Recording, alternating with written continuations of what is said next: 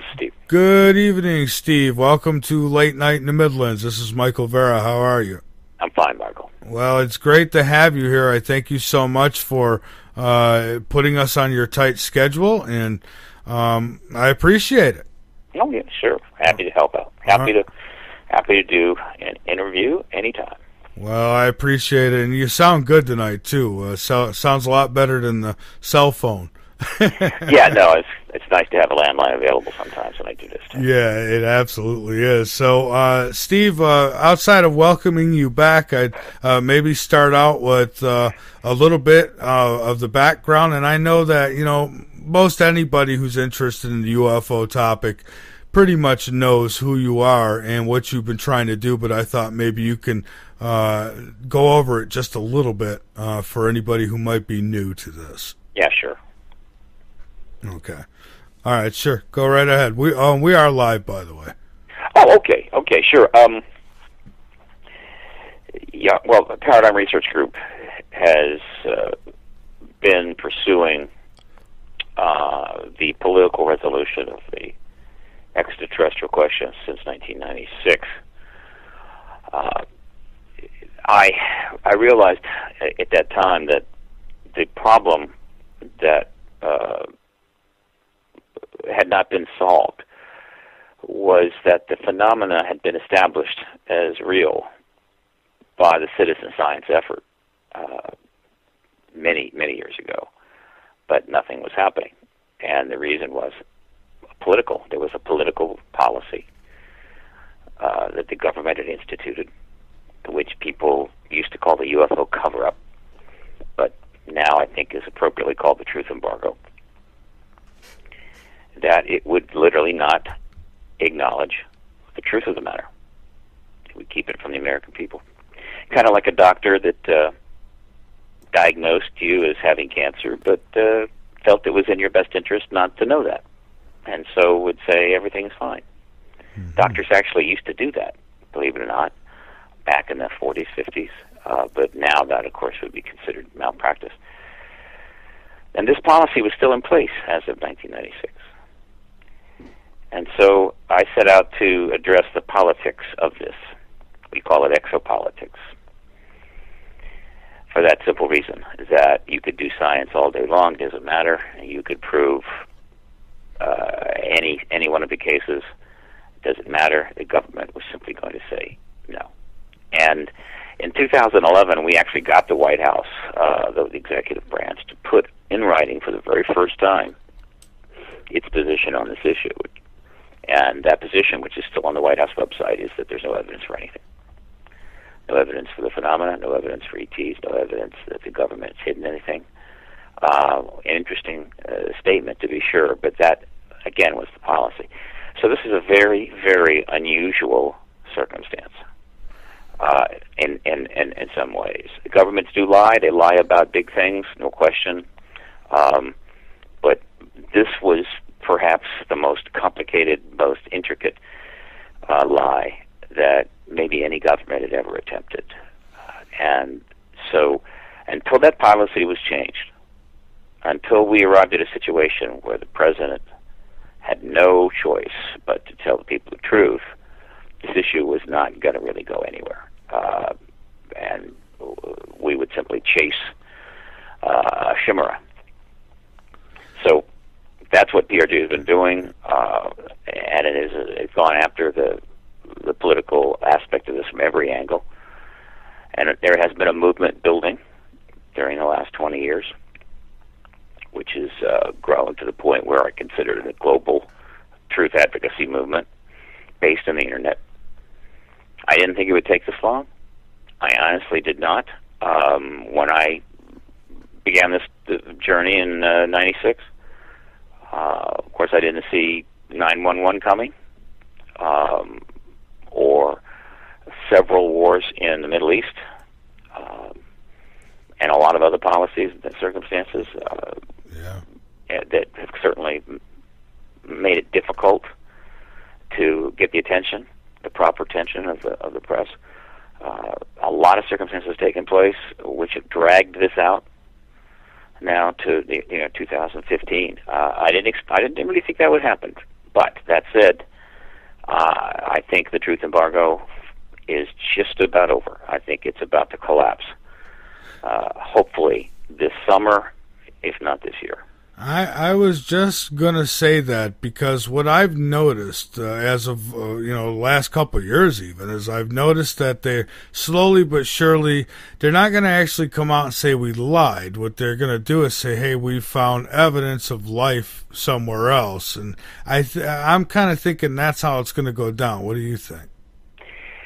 It won't work. The public is too aware now. Too much information has been developed and provided, and because of the internet, fully accessible to anybody in the world. But I think what you have is that ending this truth embargo is, for them, extremely difficult. There's all kinds of reasons why they would prefer that it just went on indefinitely. And I think that there are schedules, plans within the government to sort of unfold this. I think the basic premise for these plans is to unfold it slowly enough so finally the truth finally comes out. We'll all be retired. We'll be gone. And you can blame. You can get angry with somebody else. I think NASA has a sort of a timetable on this. It may be that the Pentagon has a time frame. So you're seeing these efforts to somehow struggle through this, work this out, and I don't think you don't want to mistake these efforts with how it's going to happen. This wishful thinking on the part of most of these entities. So, nevertheless, when you're seeing this slowly unfolding life on Mars scenario, water on Mars scenario, life in the universe scenario, finding stars, finding habitable planets, Goldilocks planets, surveying the galaxy, all of these things, which are actually moving pretty rapidly. That's a natural and expected process that clearly would eventually bring us to a point where, yes, extraterrestrials are clearly here, but it's too slow. In other words, the advocacy movement now is kind of at a place where the civil rights movement was in the 60s, or even late 50s. There were people that objected to the movement, the marches, the demonstrations, the pressure, and these were intelligent people. And the case they made was that, look, there's kind of a process underway. Segregation will inevitably have to disappear. Don't press it. Let things take their course. It's kind of a natural process. And the fact is that the people at the time said, no, this has gone on long enough. We want a Civil Rights Act. We want it now. And they pressed until they got it. It's the same thing now. They would like to see this thing maybe take a few more decades, but no, the whole thing has come to a head, and the reasons why it needs to take place right away have been defined. They're out there. I lecture on them, talk about them on shows. Other people are discussing this. Witnesses are coming forward. So the truth embargo is falling apart. And ironically, something very similar has happened with another embargo that the U.S. had been maintaining for 54 years, and that was the embargo on Cuba, which should have ended after the Cold War was over, around 92. But again, because other people had other plans, other agendas, the embargo on Cuba just continued until it became more and more difficult to justify it, and finally it ended this year. So that to me is somewhat ironic, because there is one more embargo that needs to end this year, which is also 22 years late. And that, of course, is the ET presence, truth embargo. Well, I hope that they don't wait 3 more decades, because I'd like to be, I'd like to be aware and alive when it happens. Well, yeah, from a personal standpoint, yes, we'd like to see this in our lifetime. But there are extremely powerful reasons why this truth embargo needs to end immediately. I talk about this at length in lectures, and many people have heard some of these reasons, but and it's not easy to simply put them in a few minutes. But I'll say this: that the human race has reached the limits of its capabilities to manage its affairs on a spectrum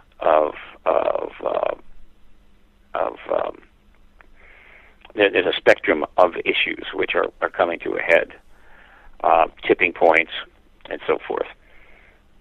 They involve technology, they involve the environment, they involve the ability to contain war, and so forth. They involve the ability of non-state operators to create chaos, and we run out of time. We don't have time to sort of slowly solve these problems. We're being overwhelmed by it, and people know this. They see it all the time. There's nothing really shocking about this. You're seeing around the world a highly complex society that has lots of good things going on for it, and yet people sense this coming to a head, or more importantly, this inability for us to deal with issues and solve problems, and there's an almost apocalyptic feel. If you look at the media, if you look at the web, if you look at television, you see this apocalyptic concept everywhere. The zombie programs, zombie movies, post-apocalyptic films, they're everywhere. People sense this. They don't fully understand it, but in spite of the fact that there's so much good that's happening in the world, and there's a lot of technology, and many people are leading pretty good lives, there's a sense amongst a vast portion of the population that their children and grandchildren may not really have a life anything like this. I feel that way.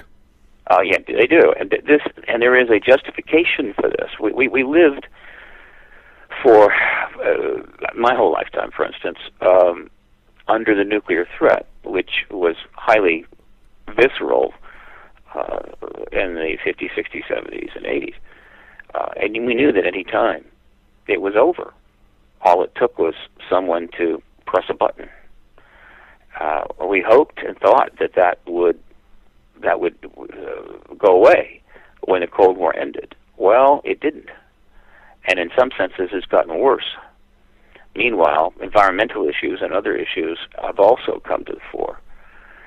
So we've dug a hole as a collective species, which increasingly more people think we can't possibly get out of.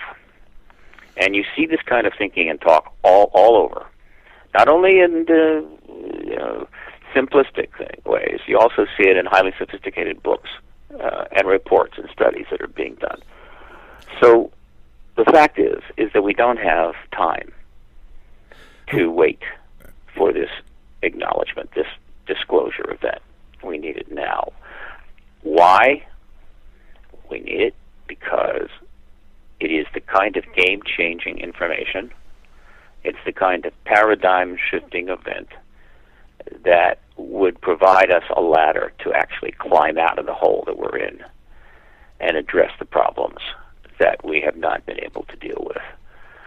Plus, there is the added potential that a disclosure event would lead to open contact, which may lead to actual engagement in a more sophisticated way, maybe even availability of technologies not currently available to us, and other things. it would be a time of change, a time of reform, a time of restructuring, and it would be triggered by this event. I'm not saying that humans can't restructure, they can't change, and they can't reform. I'm simply saying they can't do it on a scale and a time frame needed right now, and the ET disclosure issue may make that possible. And then lastly, I'll say this. I don't think, and I think many of my colleagues agree, that it is not a coincidence that we have reached these limits. We are facing these problems. At the same time, the extraterrestrial engagement of us has been escalating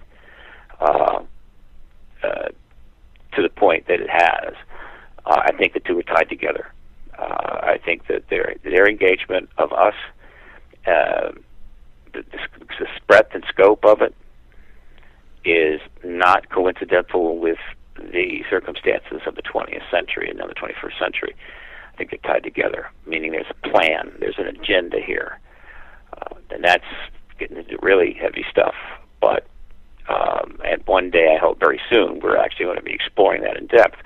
Right now, we just need to get over the fundamental hurdle, which is the ending of this embargo, so that the whole world knows the truth of this, and the whole world can then go to their governments and demand the information, lots of information, so we as a species can collectively address this issue. That's the simplest way of putting a very complex circumstance. And Steve, aren't there any countries out there that have been releasing the information and telling us the truth? Anybody? Well, there have been countries releasing information for the last almost 20 years. Then why can't we believe them? Well, again, it's not a question of us believing. Again, half the public already believes, if you want to use that term, that this ET reality is true. It is about the governments acknowledging it. True. Okay. Okay. In other words, and another analogy I like to use, it's not about how many people. Ultimately, not about how many people just don't want war. They want peace. It's about the fact that governments continue to pursue policies of war. And so I assure you the majority of the American people want peace, not war, and yet the United States government keeps delivering up war anyway. In other words, that's a political problem. That's a policy problem, right? And so you can march all day long for peace. Until you change the policy, you'll continue to get war. Same thing with this embargo. Now, these other countries have been releasing files, but no country in the world has ever acknowledged the extraterrestrial presence as being real. But there are countries, quite a few, releasing their files. The U.S. is not doing that. The U.S. is the originator of the truth embargo and the chief maintainer of it. And that still remains the case. But many countries are releasing files, and this puts pressure on the U.S. without question. It makes it easier for advocates like myself to push the case forward. You know, and I wonder, Steve, with all these different countries seeming to be at each other's throats and are hacking this and hacking that, how come they don't ever hack the good stuff and get that out to us? Well, the answer is that the extraterrestrial matter is the most highly classified subject in the United States government, and probably any government out there that has anything. And therefore, it is protected to a degree that I doubt we even could grasp. But it's just not accessible. It's like Snowden. Edward Snowden grabbed a huge number of files that he had access to, but he didn't have access to this stuff. And I don't think there's anything in his files that's related to the ET issue that's coming directly from the government. I mean, I don't know what measures they've taken, but they're pretty extreme. Let's put it this way: if whatever they have on this subject that's in any computers within the military intelligence community, I would seriously doubt those computers are connected to the internet. Period. Yeah, I'm sure they're protected even more so than the president himself. Yeah. Well, I mean, in terms of data, in terms of information, Yeah. Gary McKinnon of the UK believed that he had possibly hacked in some information. He may have. He was going after NASA computers. He found some things which are interesting, but he did not find information and then copy information that would challenge the truth embargo. You would literally have to walk into the facility, walk into the room where any data was held, and physically steal the hard drive. I doubt that it's accessible by the internet. They just wouldn't. They wouldn't do it. It's too risky. They would risk. In other words, this amount of security, I doubt is even possible with respect to the entire information load that the government's dealing with. As you know, our government was just hacked recently to the tune of something like 20 million files. In fact, the head of one of the key agencies was fired just yesterday. Oh, it actually may have been today. So yeah, they can hack. There are people that can hack, and they can hack deep. But the fact that they have not been able to get to the information on the ET issue reflects, again, the depth of the security. All of this has been confirmed by people inside government. This is not even a speculation. It is classified above the level of the president and Congress. Now they're not allowed the information. So no one's been able to do that yet, and I'm not going to wait for that. Well, Obama and even Clinton was on that Jimmy Kimmel show or whatever. I think that's what it's called, and Yes. Clinton, he kind of addressed the whole UFO thing, and Obama, I think he told the truth. He says, we're not allowed to disclose that. Yeah, there's been a lot of things happening. There's a dance going on where both the president and the Clintons have been dancing around this issue, and this dance is getting ever more complicated. And the music continues, but the music is going to stop here pretty soon. So yeah, Clinton goes on Kimmel April 2nd, 2014. Obama goes on Kimmel, and by the way, it wasn't an accident. They were asked about extraterrestrials. They told Kimmel to ask them about extraterrestrials. John Podesta calls for the release of the files in 2002, 2003, all UFO files. He puts out a tweet February the 13th of 2015. They're dancing, all right? They're under pressure, believe me, from multiple directions, and they don't know what to do, and so they just keep dancing and hopefully the music will continue until they get to where they want to go. In this case, where they want to go is Hillary Clinton to be president of the United States. So that's why you're seeing these things. But even though there are ever-increasing indications that our political class knows about this issue, the embargo still continues. And the reason ultimately for that is that the media, the investigatory media, has not yet made the decision to jump into this. They've stood off to the side, writing things, scribing, but not investigating. That is part of the truth embargo. That's part of the protocol, the institutionalized policy. At the moment the media would jump into this and start asking the hard questions, in other words, go Woodward and Bernstein on this, that would be it.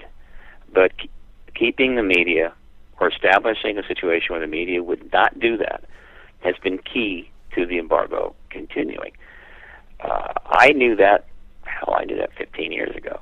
And most of what I've been doing for the last 15 years is trying to maneuver the media into that space where one or more substantial mainstream entities would in fact take this on. Of course, there's other ways the truth embargo could have ended. I mean, there are a number of nations, the head of state could have gone public, gone in front of the people and ended it. That hasn't happened. Obviously, there are people in our government that could have come forward and ended it. That hasn't happened. But the media, on the other hand, is very close to jumping in. That's what's going on right now in Washington. That's what I'm involved in, and we're making progress. And there's stuff happening all the time. I'm putting out updates about this. People can get those updates by contacting PRG at paradigmresearchgroup.org, and I'll put you on the email list. But we're moving to the point where the media is about to jump into this. It could happen at any time, and once it does, the truth embargo will collapse so quickly. If you blink, you'll miss it. So I'm literally saying that since 1996, after almost 20 years, not almost 20 years, after almost 20 years, we're almost there. We are at the same place right now that the civil rights movement was in 1964, when the effort to get a Civil Rights Act, no easy matter, from the United States Congress ending segregation, was still in many people's mind years away. In fact, it came about within a month when the White House got to a point where they realized that's what they had to do, and so suddenly the Congress is passing that law. So we're at that place. It's going to happen very quickly when it does. And, it would seem that not everybody is going to be on board about wanting to disclose. So I wonder if, say, even the United States, but if any country come out and literally disclosed, and said, yes, they're real, we know, how would that work worldwide, though? There's going to be, is everybody going to follow suit, do you think? Or are they going to make fun and try to, call it a hoax? Or how will that happen, do you think? Well, I can only speculate, but I can say that if any of the first world nations, which will certainly include China or Russia, France, Britain, if the head of state were to come forward and make the announcement, you can be sure that it would be accompanied by evidence, perhaps evidence that government has, not perhaps, almost certainly the government has available to it, not in the public domain, in order to ensure that the people watching would get the point. It wouldn't be simply, I'm the president of Russia, take my word for it. Right. And the moment that, as soon as that happens, again, because this embargo has pretty much run its course, other nations would follow very quickly, within 24 hours. Well, no, maybe 48 hours. And the reason they would do it is that, let's say that Putin were to make an announcement to the Russian people on Russian television, finally announcing ET presence, which would be the disclosure of that. You would have people then all over the world immediately going to their government and demanding to know, is that true? And the situation would be untenable. Any government that decided, well, no, we'll continue the dance, even though the music had stopped at that point, they would continue to dance, would probably find itself in extreme difficulty almost immediately. In other words, the music has stopped, and it's time to sit down and face the future. So one nation after another would immediately follow. Now, would the U.S. follow right away? It might hold out for a week, at best. But it would be like dominoes. But, really, that's how I look at it, is that after some 20 years since the end of the Cold War, is the dominoes have been lined up, and all we need to do is push any one domino, and all the rest will come down. That's how to look at it, and that's exactly what would happen, I assure you. The government may say they may all destroy their emails. Yeah, right. They'd have to shred an awful lot of documents. Again, it's like the situation in Cuba. At some point, it was simply ridiculous to continue that embargo, and in spite of the opposition to it by many, they ended it because it simply made increasingly less sense to do it. This issue is thousands of times more important than the economic embargo, the political embargo of Cuba.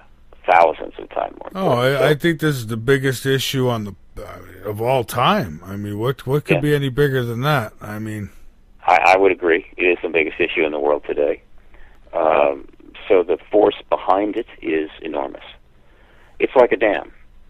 You have dams all over the world. Some of them have X amount of water behind them, and some of them have 10,000 times X of water behind them.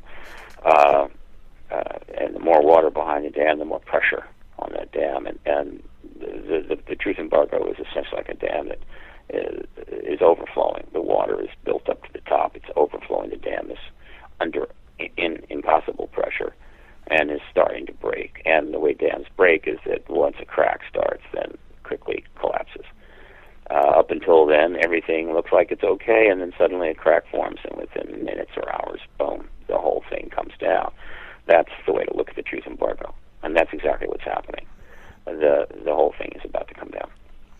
And now where are you in this stage of the game with all this? Now you've got more meetings with government staff underway, things like that you're still doing, or? Oh yeah, no, there's several things going on. I'm meeting with members of the Senate and House staff, different offices, members' offices, discussing the reality of getting hearings for the witnesses that are out there ready to testify. There's not been a congressional hearing since '68. That's going on in the background and will continue. However, there is a more powerful thread that's being developed here in Washington regarding the Clinton connection to the ET issue, which is important and will be likely the reason why the media finally jumps in and ends this, because of the presidential campaign. It's come together at this particular time.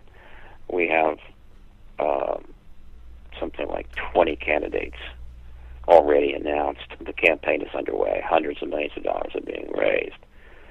And the fact is, the circumstances are that the leading candidate to be the next president, Secretary Clinton, was involved in the Rockefeller Initiative. The Rockefeller Initiative is about to come out big time. It's never been covered by the press except for two articles. And I was going to ask you about that. Can you indulge on it just a little bit, or? Well, yeah. You mean about the Rockefeller Initiative? Yes. Mm-hmm. Yeah. Well, this is going to be I believe, and I said this many years ago. This is going to be a linchpin to this. And the reasons are that the people involved in the Rockefeller Initiative didn't go away. They remained at the forefront of American politics and became and went on to hold very important positions, and yet did not deal with the Rockefeller Initiative. So the long and the short is, as I've said many times, Lawrence Rockefeller tried to get Bill Clinton to be the disclosure president. He tried to get him to release the files. There was an effort underway. It was formal. It went on one way or another for 3 years. We don't know exactly what everything that the Clinton people tried to do. We assume that the Pentagon would not cooperate. They could get nothing. And so the Rockefeller Initiative ultimately ends in late '96, October '96. It's pretty much over as we go into that election year. Clinton administration was under attack from all manner of forces and issues, and he was faced with an election, which he did win, but then was impeached shortly thereafter. So, okay, fine. So the Clinton administration actually engaged the extraterrestrial issue and could possibly have ended the truth embargo. Okay. But what's remarkable is that the Clintons and their people, having not succeeded were kind of hung out to dry in a way. They couldn't get anything, so they couldn't go anywhere. But they didn't want anybody to know that they tried. In other words, we really can't do anything with this, and it would be best if nobody ever spoke of it again. Let's not, it's like they all said to each other, let's not ever speak of this again.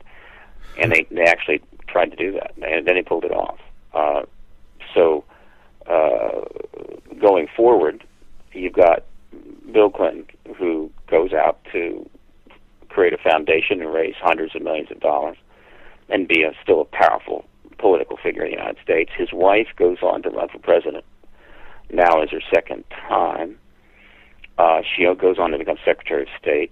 John Podesta, who was the advisor during the Rockefeller Initiative and involved, goes on to be found a political think tank, become an advisor to the president, and now the chairman of Hillary Clinton's campaign. Leon Panetta, who was the chief of staff at that time. Mac McLarty retired, but Leon Panetta went on to become Secretary of Defense, CIA director. All of these people, including the Vice President Al Gore, including Bill Richardson, who was a friend of the Clintons, all of these people were part of the Clinton team, have never uttered a word about it in 22 years. They've never said a thing. They just tried to pretend it never happened. The press gave them a pass because that's the protocol, meaning, you can write up a citing, you can write up a conference, but you don't challenge the truth embargo. And so they got a free ride for 22 years. But here we are, 2015, and Secretary Clinton is the leading candidate to be president. John Podesta is her campaign chairman, and Bill Clinton is all over President Clinton is all over the place. So they basically put themselves in a box. They want to continue to try to become the leading, try to lead the country. But the Rockefeller Initiative is no longer going to be able to be hidden. So what's going on is that in the last 6 months we have been working behind the scenes to get the press into this, and we've pretty much succeeded. There's already been, the Rockefeller Initiative was mentioned in 2 articles that are online right now. One is at the Roll Call newspaper, the other is at Mother Jones Magazine. And these articles refer to the Rockefeller Initiative and actually have links to the documents that prove it all. And there's more in the works. And as it happens, I just taped an interview that will air on this Sunday morning, between 6 and 7 a.m. on WABC 77 in New York. It's a pretty well-known radio channel, major radio station there. The Rita Cosby Show. Rita Cosby, of course, the former anchor at Fox, has got 3 Emmys and a host of awards. She's very well connected. She's involved in many things, and she has a radio program on Sunday running from 6 to 7 a.m. and there's a 10-minute interview that's going to air. You just go to WABC New York, and you can find it on the net, and you can listen to it live. It'll probably be archived. And we did a 10-minute interview. It's all about the Rockefeller Initiative. And a lot of people in this town, Washington, follow her show. And there's other things coming. So the Clintons are going to very, very soon find a bunch of reporters in front of them asking about the Rockefeller Initiative. And there's no place for them to go anymore. There's no way they can dodge it. It's pretty much the music has stopped. Well, she's going to say she don't remember. Well, then she's going to have a big problem, a very big problem. So I think the Clintons are going to have to answer questions. And the moment that process starts, the media engagement will escalate exponentially. We've seen this before, but this time it's about something really important for change. So that's underway right now. And I think it will be the trigger that ends this. So watch carefully. I mean, you'll miss it if you're not paying attention. You can miss it. It's going to happen very fast. Now, Steve, let me ask you this, and of course it'd be speculation, I would guess, but who is behind keeping this all a secret? Is it the governments of the world, or is it the ETs? Because I would think, why can't, and the ETs, I mean, I've seen the ships in the sky before, so I don't know if they make mistakes or if they want you to see them, but whatever's going on, I mean, why don't they just come and say, and take over the TV transmission and say, hey, we're here, we mean no harm, your government's been hiding us, or, They could do that. Yeah. They haven't. We can only guess why they haven't. But we know a lot more about what the humans have done. And what we have done is created a truth embargo, which is being maintained by pretty much every nation that has any information on this, that really has a sense of what's going on. And there are quite a few nations, I think, that do. All of them have gone along with the U.S. orchestrated and initiated truth embargo. And it's not a secret. In other words, Cuba is not a secret, but it's embargoed, or was embargoed. Right. The extraterrestrial presence is not a secret anymore. It's just embargoed. And so that's the way you want to look at it. And that embargo is being maintained by the military intelligence community. They control the information. They have pulled it out from under the president and Congress. It's held there. So there's no one person, but it is managed by the military intelligence community. It's some elements within that. Cross-agency committees, I believe, is the best way to think about it. And the president is not cleared for that information. Neither is the Congress, which in fact is a huge constitutional crisis in a sense, or a constitutional issue, one of many. So that's the answer to that question.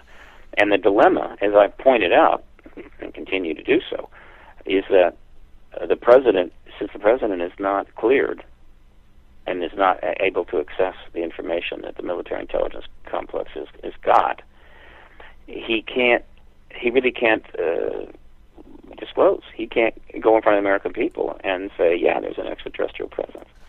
I wish I could tell you more, but the Pentagon won't let me know. You can't do that. That would be a very bad thing. The Pentagon can't go before the American people because they don't have executive authority. They work for the president. They are his employees. He's the commander-in-chief.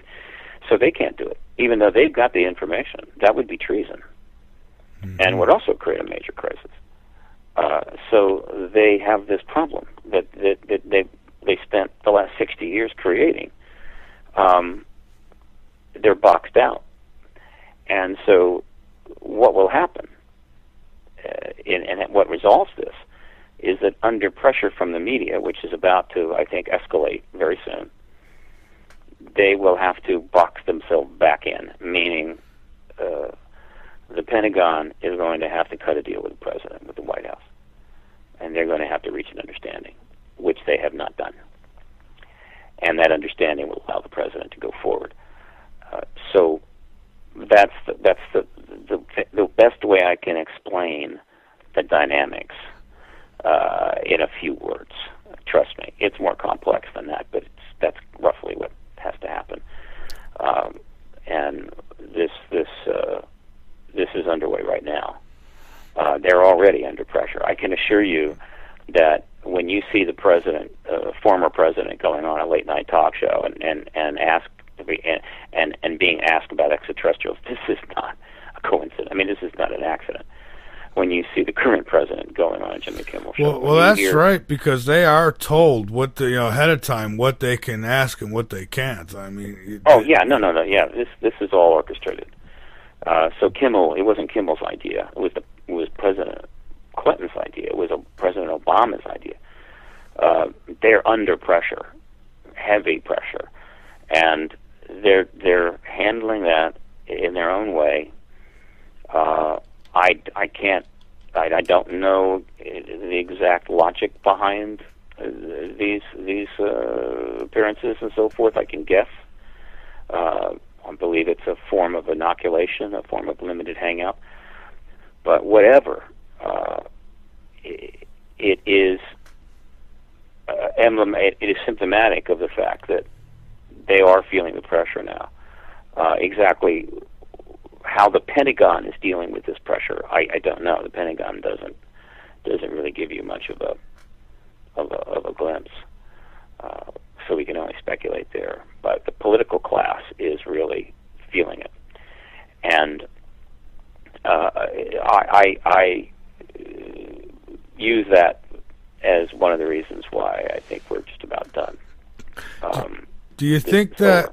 I was going to say, do you think that like Russia and the U.S. behind closed doors, kind of share their notes on this stuff, or do they both try to play stupid with each other? I know it's a tough one, huh? Well, it's possible. Yeah. The United States, Britain, Russia, China have extremely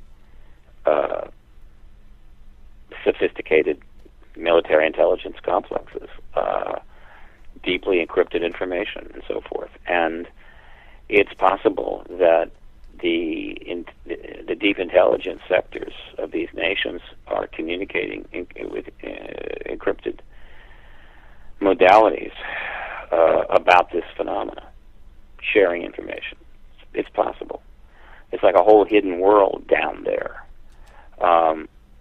And they could do a lot of things pretty much without us having a clue.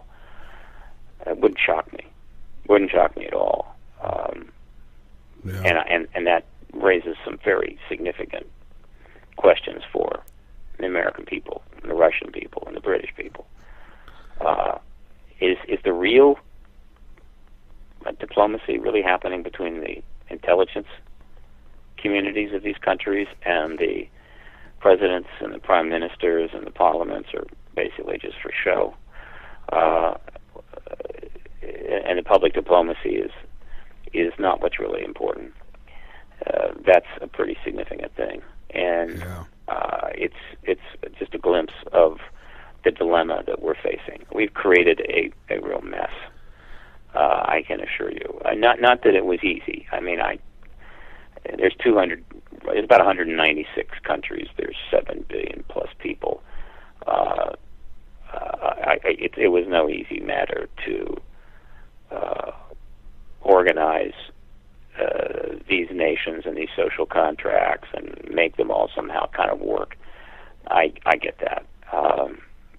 Perhaps they did their best, but they're overwhelmed by the challenges of the modern era, the challenges of running societies of this scope, right? While waging war and building weapons and creating surveillance systems and God knows everything else. They're simply overwhelmed. They're overwhelmed. They're beyond their Peter principle, and the whole facade is kind of, in a sense, coming down,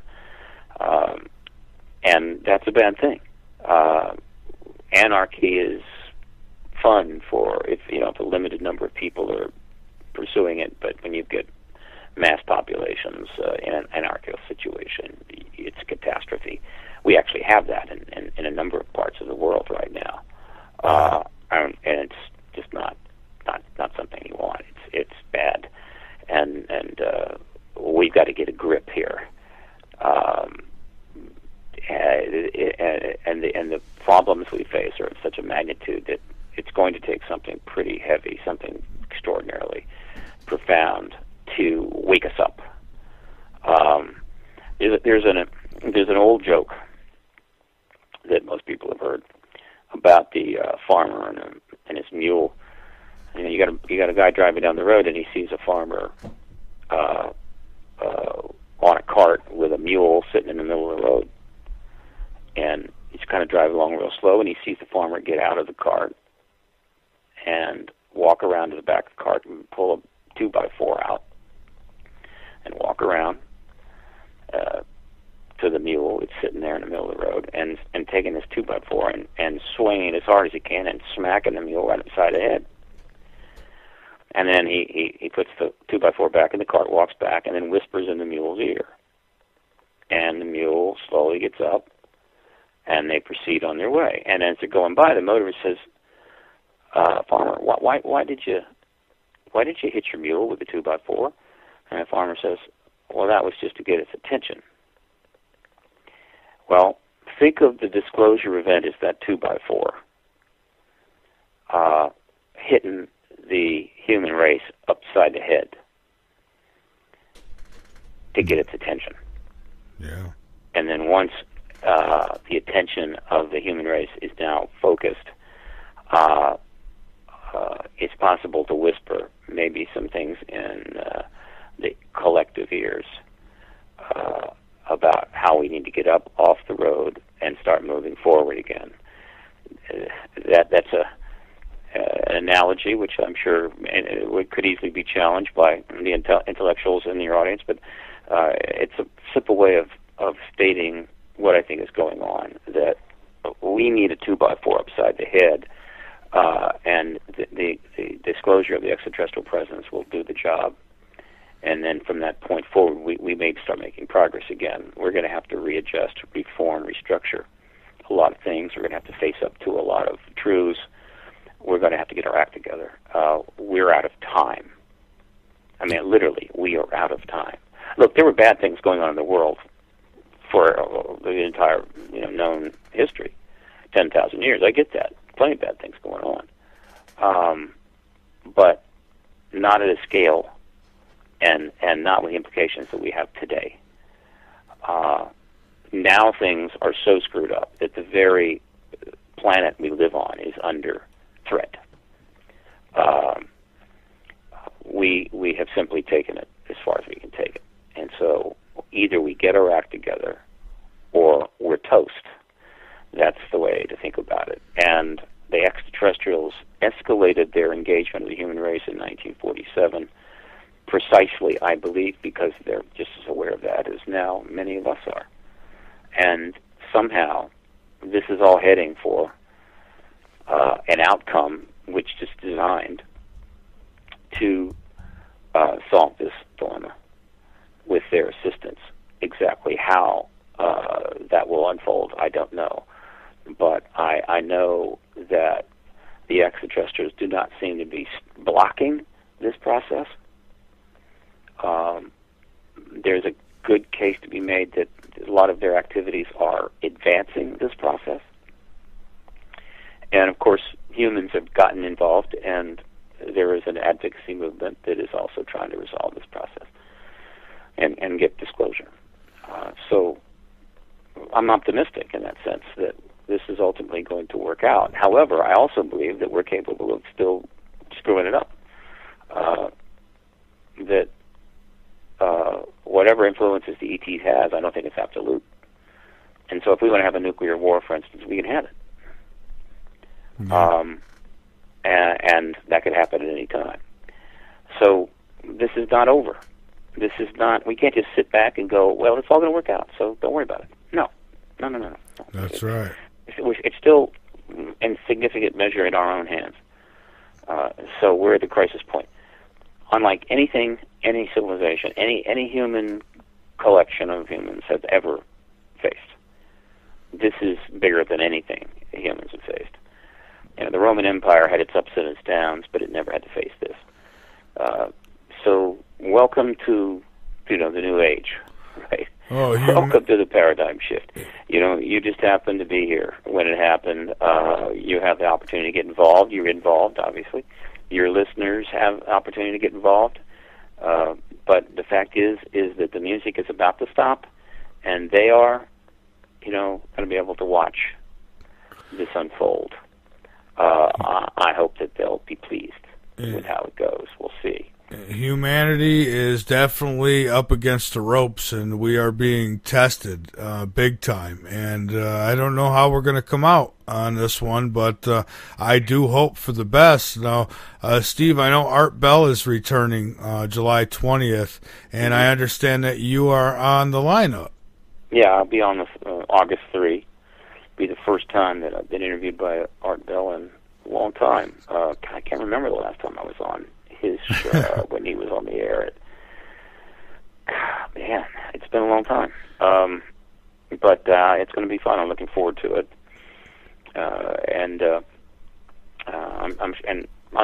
That's going to be helpful but then we're also still doing Coast to Coast AM. I mean, there'll be more of those. The alternative media have been very, very important in all this. I just did a couple of minutes on Channel 9 here in Washington, D.C. I got a 2-minute interview. It was nice. You can find it online. But, alternative media, I go on do an hour, 2 hours, 3 hours. I did a couple of coast-to-coast AMs with Art Bell, 5 hours. So the alternative media had provided a platform for us to talk about this stuff at great length and build an audience of people that actually get what's going on. And that's extremely important. And the alternative media continues to grow. The Internet, of course, is key to that. Yeah. So again, that's another reason why the music is going to stop on this truth embargo. The truth embargo is now being overwhelmed by the realities of media and networking, the Internet, and everything else. They just simply can't contain it. They can't contain information anymore to the degree that they want or could. Edward Snowden is, of course, a perfect example of this. WikiLeaks is another example of this. They're being run down, literally. My God, one of the reasons that ISIS is having such a success is because ISIS, this group of completely deranged savages and fanatics, have mastered the social media and are twittering their way to a caliphate. I mean, the world governments are being overwhelmed by the technologies they help create. So that's a good thing. We're using those technologies. PRG is using those technologies. Your show is a result of those technologies that has made it almost impossible. I mean, almost impossible. China is still containing the information flow to a significant degree, though it's slowly being overwhelmed by it as well. Russia is the same problem. North Korea is able to contain it. That's one of the few examples where it's almost completely contained. But that's basically a hellhole and an exception to the rule, and a pretty sad situation, to be honest with you. But these are factors that are behind what the process underway. So again, I'm going to be doing a simple little 10-minute interview that's going to air Sunday morning, a Rita Cosby show. That's going to shake things up, but that's just the beginning. There's more coming behind that, and so we have the situation where a woman, Hillary Clinton, wants to be president, but would prefer that we never knew about her engagement of the ET issue simply because it's inconvenient. And that's no longer going to work. And that's happening right now, and it's all going to come to a head very soon. Good. And yeah, there is a lot of censorship, because I know I have people who write me just about every week. They write me and tell me that my website or my show is blocked in their country, that they have to, they got loops to get around it, or they can listen, but it's not easy. They don't make it easy for them in some of these countries. Yeah, but it's a hopeless enterprise. Yeah, it's a hopeless enterprise, and I think they know it. Yeah, they are aware that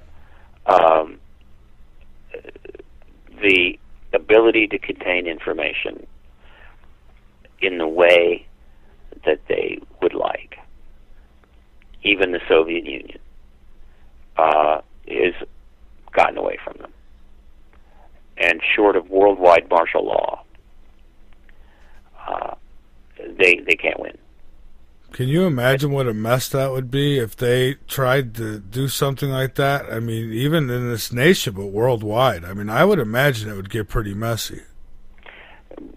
Yeah. It would be another version of nuclear war.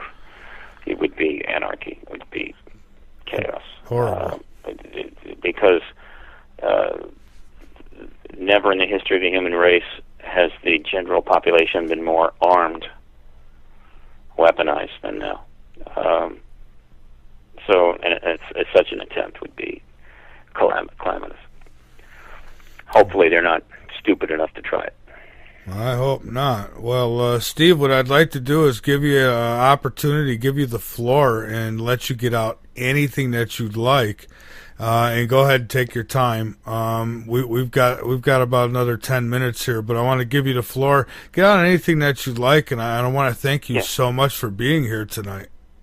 Oh yeah, sure. My pleasure as always. Well, let's see. The Congressional Hearing Initiative. Your listeners can get up to speed on that. They go to paradigmresearchgroup.org, and then just click through the main graphic there, or the link, the text link to the status, the CHI, Congressional Hearing Initiative status. There's a whole page there that shows you what's going on, so people can do that. They definitely want to focus on some of the media coverage, particularly the Mother Jones magazine and Roll Call newspaper here in Washington. They need to Google Rockefeller Initiative from time to time, or put an alert, Google search alert, in on Rockefeller Initiative, because that's where the major developments are going to be. And so they can pick up on it early if they want to have some fun.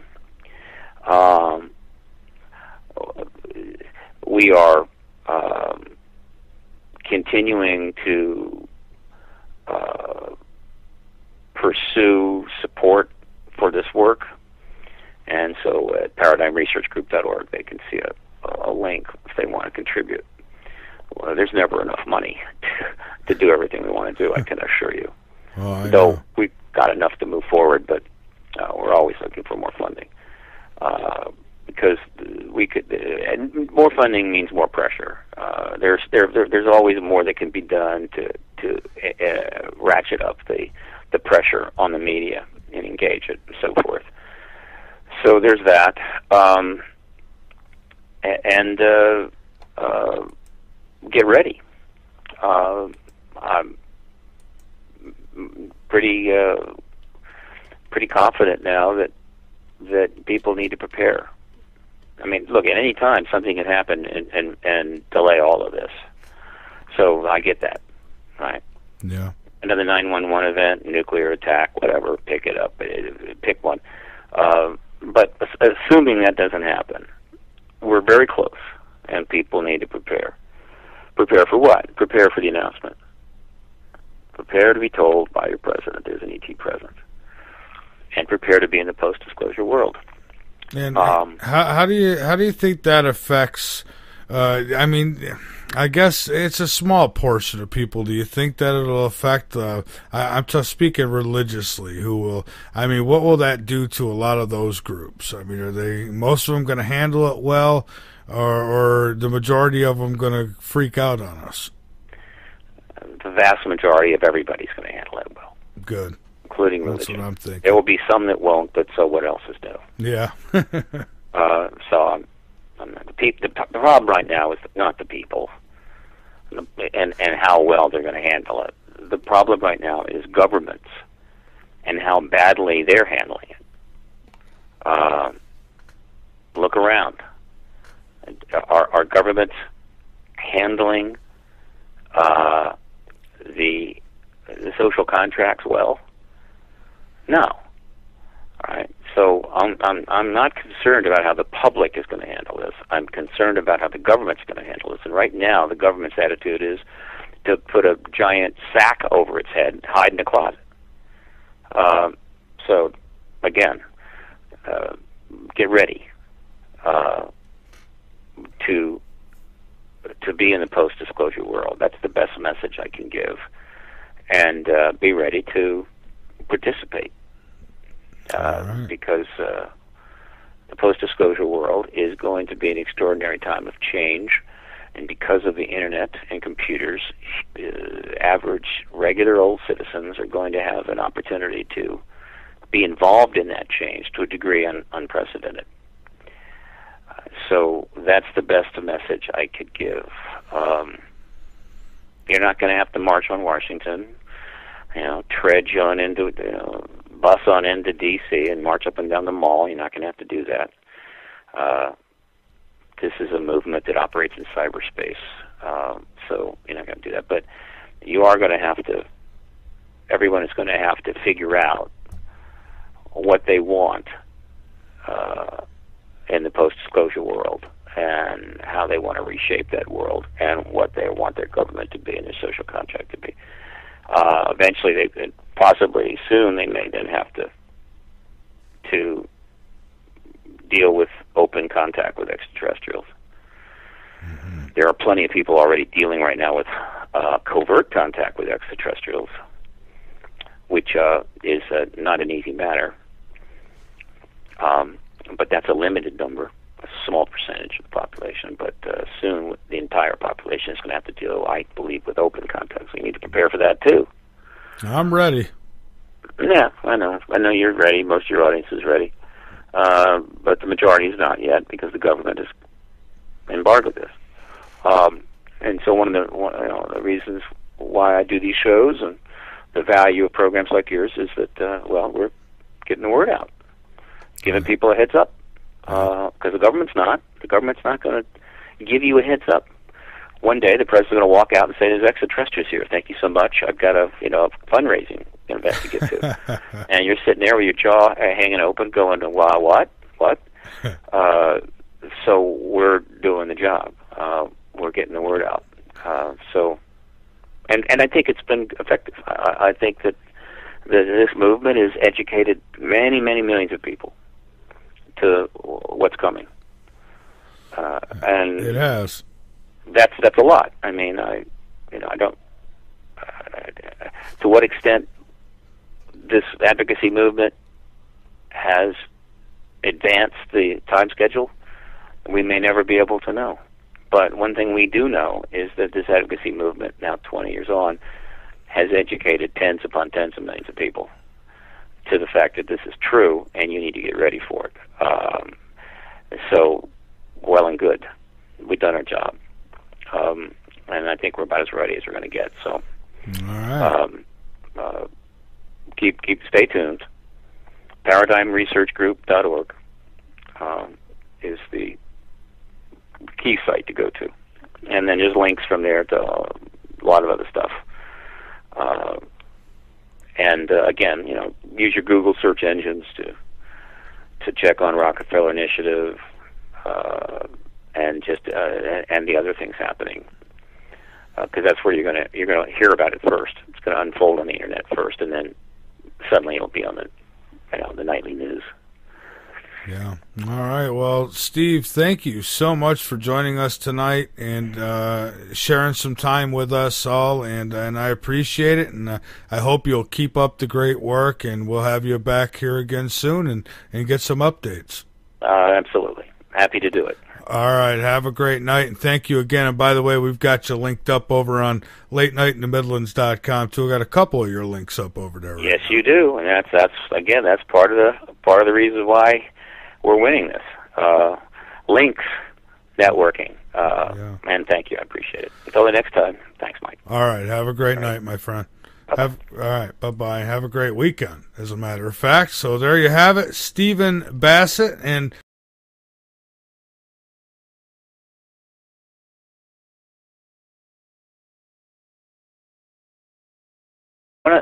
these were intelligent people. And the case they made was that, look, there's kind of a process underway. Segregation will inevitably have to disappear. Don't press it. Let things take their course. It's kind of a natural process. And the fact is that the people at the time said, no, this has gone on long enough. We want a Civil Rights Act. We want it now. You know, and they pressed until they got it. It's the same thing now. They would like to see this thing maybe take a few more decades, but no, the whole thing has come to a head, and the reasons why it needs to take place right away have been defined. They're out there. I lecture on them, talk about them on shows. Other people are discussing this. Witnesses are coming forward. So the truth embargo is falling apart. And ironically, something very similar has happened with another embargo that the U.S. had been maintaining for 54 years, and that was the embargo on Cuba, which should have ended after the Cold War was over, around 92. But again, because other people had other plans, other agendas, the embargo on Cuba just continued until it became more and more difficult to justify it, and finally it ended this year. So that to me is somewhat ironic, because there is one more embargo that needs to end this year, which is also 22 years late, and that, of course, is the ET presence truth embargo. Well, I hope that they don't wait 3 more decades, because I'd like to be, I'd like to be aware and alive when it happens. Well, yeah, from a personal standpoint, the political aspect of this from every angle, and there has been a movement building during the last 20 years, which has grown to the point where I consider it a global truth advocacy movement based on the internet. I didn't think it would take this long. I honestly did not. When I began this journey in '96, of course, I didn't see 9/11 coming, or several wars in the Middle East, and a lot of other policies and circumstances that have certainly made it difficult to get the attention, the proper attention of the press. A lot of circumstances taken place which have dragged this out now to 2015. I didn't really think that would happen. But that said, I think the truth embargo is just about over. I think it's about to collapse. Hopefully this summer, if not this year. I was just going to say that, because what I've noticed as of, last couple of years even, is I've noticed that they're slowly but surely, they're not going to actually come out and say we lied. What they're going to do is say, hey, we found evidence of life somewhere else. And I'm kind of thinking that's how it's going to go down. What do you think? It won't work. The public is too aware now. Too much information has been developed and provided, and because of the internet, fully accessible to anybody in the world. But I think what you have is that ending this truth embargo is, for them, extremely difficult. There's all kinds of reasons why they would prefer that it just went on indefinitely.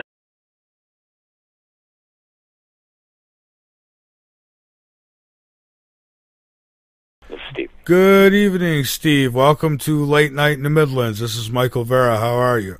I'm fine, Michael. Well, it's great to have you here. I thank you so much for putting us on your tight schedule, and I appreciate it. Oh, yeah, sure. Happy to help out. Happy to do an interview anytime. Well, I appreciate it, and you sound good tonight, too. Sounds a lot better than the cell phone. Yeah, no, it's nice to have a landline available sometimes when I do this too. Yeah, it absolutely is. So, Steve, outside of welcoming you back, I'd maybe start out with a little bit of the background. And I know that, most anybody who's interested in the UFO topic pretty much knows who you are and what you've been trying to do, but I thought maybe you can go over it just a little bit for anybody who might be new to this. Yeah, sure. Okay. All right, sure. Go right ahead. We are live, by the way. Oh, okay, sure. Yeah, well, the Paradigm Research Group has been pursuing the political resolution of the extraterrestrial question since 1996. I realized at that time that the problem that had not been solved was that the phenomena had been established as real by the citizen science effort many years ago, but nothing was happening, and the reason was political. There was a political policy that the government had instituted, which people used to call the UFO cover-up, but now I think is appropriately called the truth embargo, that it would literally not acknowledge the truth of the matter. It would keep it from the American people. Kind of like a doctor that diagnosed you as having cancer, but felt it was in your best interest not to know that, and so would say everything's fine. Mm-hmm. Doctors actually used to do that, believe it or not, back in the 40s, 50s, but now that, of course, would be considered malpractice. And this policy was still in place as of 1996. And so I set out to address the politics of this. We call it exopolitics. For that simple reason, that you could do science all day long, doesn't matter. You could prove any one of the cases, doesn't matter. The government was simply going to say no. And in 2011, we actually got the White House, the executive branch, to put in writing for the very first time its position on this issue. And that position, which is still on the White House website, is that there's no evidence for anything. No evidence for the phenomena, no evidence for ETs, no evidence that the government's hidden anything. An interesting statement, to be sure, but that, again, was the policy. So this is a very, very unusual circumstance in some ways. The governments do lie. They lie about big things, no question. But this was perhaps the most complicated, most intricate lie that maybe any government had ever attempted. And so until that policy was changed, until we arrived at a situation where the president had no choice but to tell the people the truth, this issue was not going to really go anywhere. And we would simply chase a chimera. So that's what PRG has been doing, and it's gone after the Millie. And I think that there are schedules, plans within the government to sort of unfold this. I think the basic premise for these plans is to unfold it slowly enough so finally the truth finally comes out. We'll all be retired. We'll be gone. And you can blame. You can get angry with somebody else. I think NASA has a sort of a timetable on this. It may be that the Pentagon has a time frame. So you're seeing these efforts to somehow struggle through this, work this out, and I don't think you don't want to mistake these efforts with how it's going to happen. This wishful thinking on the part of most of these entities. So, nevertheless, when you're seeing this slowly unfolding life on Mars scenario, water on Mars scenario, life in the universe scenario, finding stars, finding habitable planets, Goldilocks planets, surveying the galaxy, all of these things, which are actually moving pretty rapidly.